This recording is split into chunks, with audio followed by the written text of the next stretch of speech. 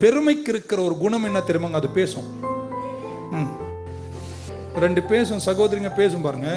சொல்ல, நேற்றுக்கு தான் நாங்கள்லாம் பீச்சுக்கு போனோம், எங்கள் மாமா வந்தார். நீனா பெரிய பீச்சுக்கு போனோம், நாங்கள் எங்கே திரும்ப போனோம் அப்படின்னு. ஏன் அது பேசுதுன்னா, அது என்ன காரணம்? தற்பெருமை. ஆமென். பெருமை எப்பவுமே அது யாரையாவது கேட்க வைக்கணும்னு நினைக்கும், யார்கிட்டயா சொல்லணும்னு நினைக்கும். உங்களுக்கு பெருமை இருக்கா இல்லையான்னு எப்படி தெரியுமா?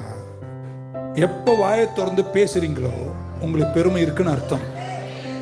மத்தேயு சுவிசேஷத்தில் இயேசு சொன்னார், உள்ளத்து நிறைவுதான். சொன்னமா, பேசாம இருந்தால் மூடனும் ஞானி ஆயிரும். ஸோ பேசாம இருக்கிறவங்கள நான் பாராட்டுறேங்க. இருந்தா கூட பெருமை இருக்கா இல்லையான்னு தெரியாது.